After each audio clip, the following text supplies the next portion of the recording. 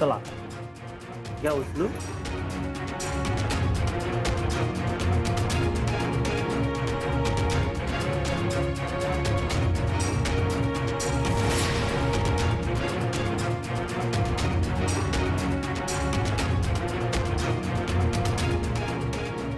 काकी अहो तुमचं थोरले पण कोणाला कळलं नसलं ना तरी आमच्यासाठी तुम्ही लय म्हणजे लय मोठे आहात आणि कायम राहाल. तुम्ही हाय म्हणून तर आम्ही हाय. तुमचा शब्द आहे ना आमच्यासाठी अंतिम शब्द आहे. काकी तुमचा आशीर्वाद आमच्यावर कायम असंच असू देत.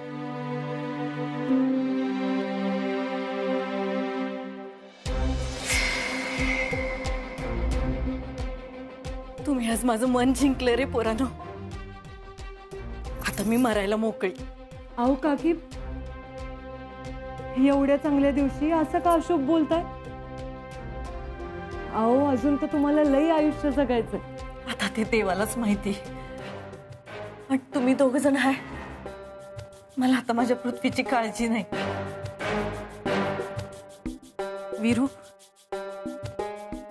दादासाहेब आणि आईच्या मागे आम्ही असंच उभं होतो.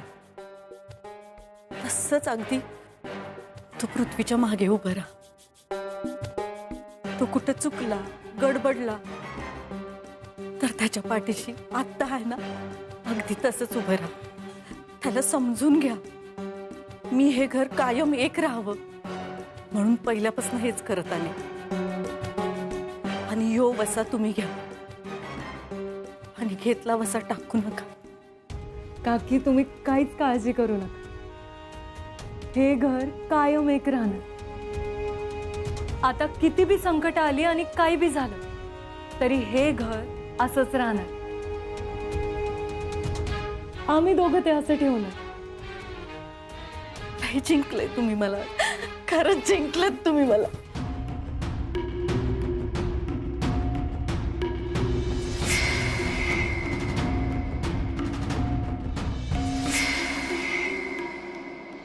पृथ्वी दादा पूजेचा मान तुम्हाला मिळालाय. पालखीला खांदा द्यायला पुढे या.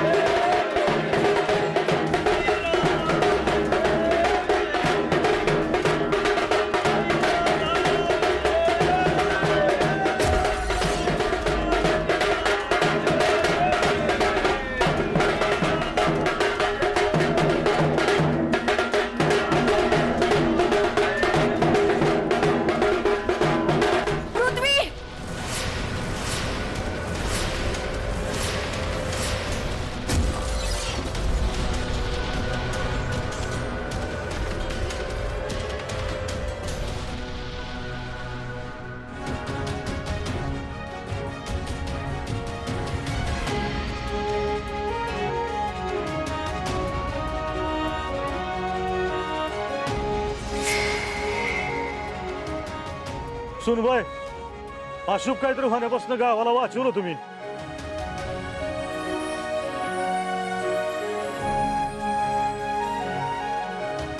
बया तिनं पदरात देव घेतलं नसतं तर केवढा मोठा अनर्थ झाला असता.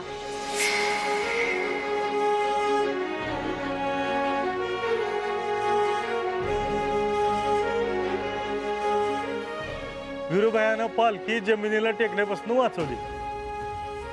पालखीचा मान राखला विरुबायानं. गावकऱ्यानं बघितलं विरुबाया बैल का देवाच्या मर्जी पुढं कुणाला बी जाता येत नाही.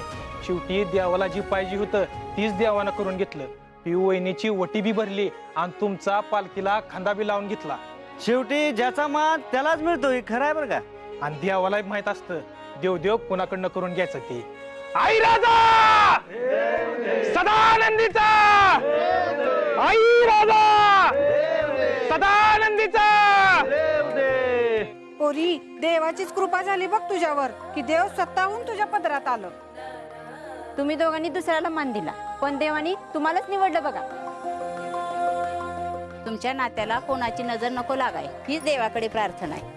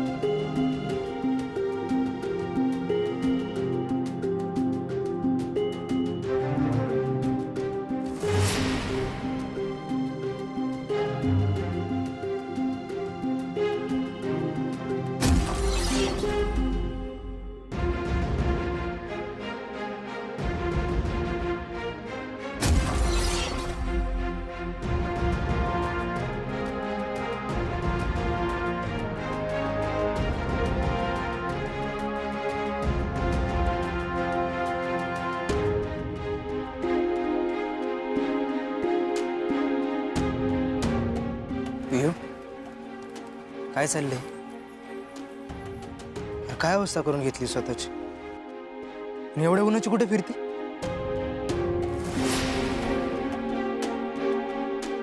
मी तुला शब्द देते, यापुढं मी त्या घरातून कधीच कायच घेणार नाही. काय झालंय पियू? अगं काय बोलतोय आम्ही? का बोलत नाही तू माझ्याशी? पियू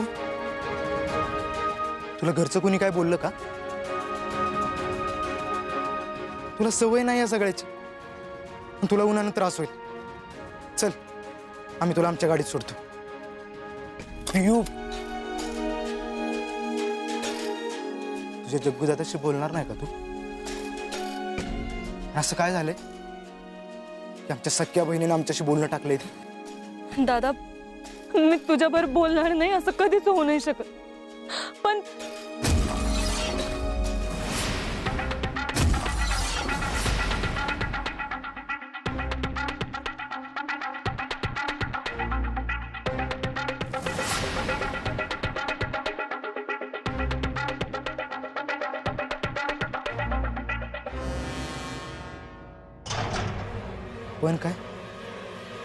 काय चाललंय पियू तुझं? तुला एवढी घाबरली ना आम्ही कधीच बघितलं नाही. तुला सासरी कोणी त्रास देतंय का? तसं जर असेल ना तर आम्हाला सांग. एकेकाला सुतागत सरळ करतो का नाही बघ. अरे नाही दादा, मला सासरी कुणाचा बी त्रास नाही. लई चांगली माणसं आहेत ती. अरे मी त्याच घरची लेख आहे असं समजूनच मला वागवत्यात. म्हणूनच माझ्यामुळे त्यांना कुठलाच त्रास नको असं मला वाटतं. तुझ्यामुळे कसला आलाय त्रास? ती कांचन सूर्यवंशी तुला काय बोलली का? डॅडींनी तिचं झेडपी अध्यक्षपद घालवलं ना, त्याचा राग काढत असेल तुझ्यावर. नाही दादा, उलट एवढं सगळं होऊन बी त्यांनी काहीच त्रास नाही दिला मला. त्या आहे ना फणसागत आहेत बघ. बाहेरनं किती बी कडक वाटला ना तरी आतनं तेवढ्याच मऊ आहे. मला आणि विरूला खरंच लय जीव लावतात ते. गैरसमज आहे पिऊ तुझा. तसं जर असतं ना तर आज ही तुझी अवस्था झालीच नसती.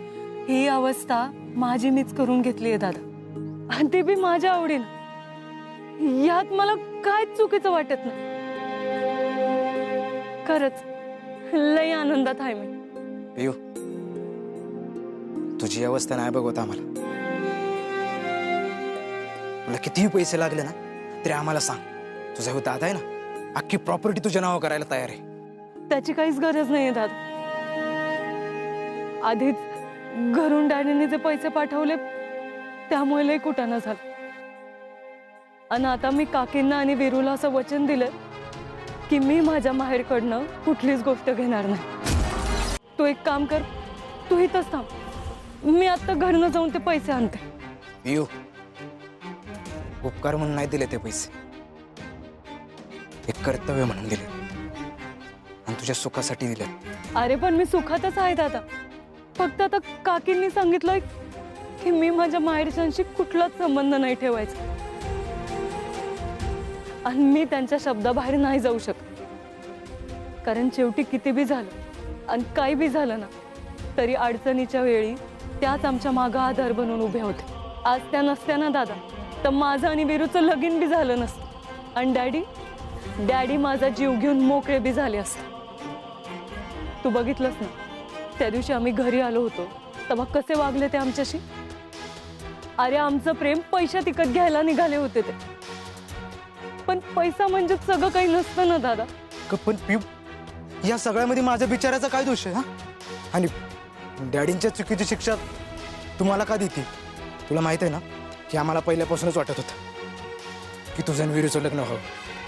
आठवतंय ना तुला?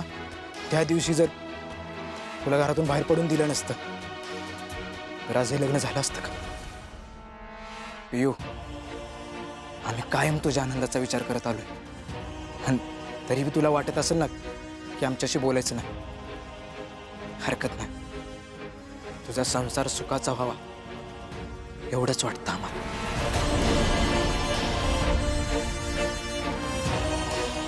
दादा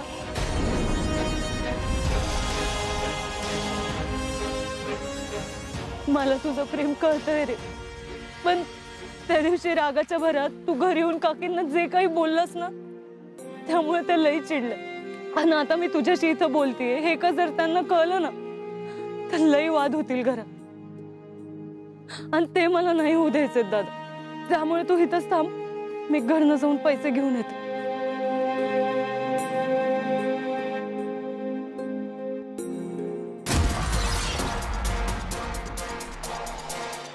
आता सगळं कसं आमच्या मनासारखं व्हायला लागले.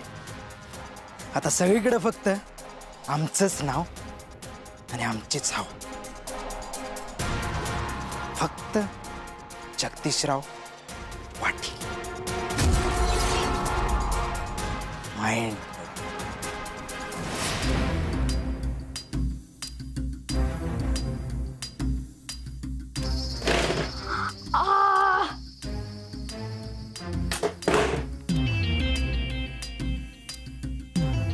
एवढीशी खुली आणि गर्दीच नुसती सामानाची. काकींना बी कळत नाही काय गरज आहे एवढं सामान द्यायची.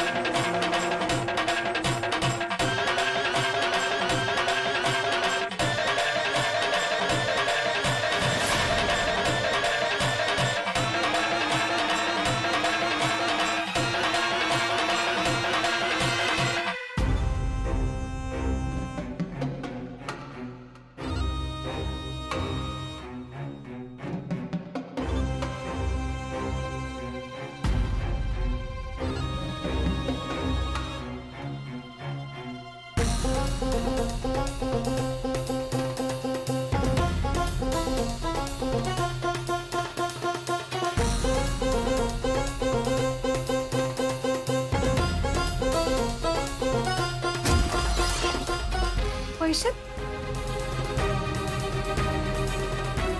पैसे कुठे गेले?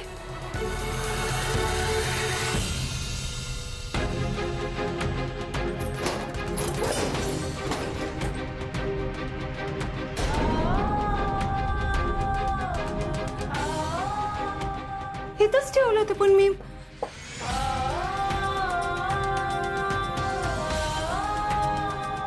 वीरू,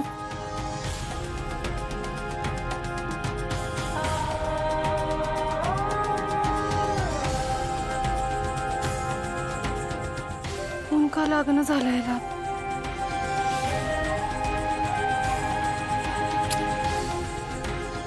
नाही पण ह्यानं घेतली असते तर सांगितलं असतं मला.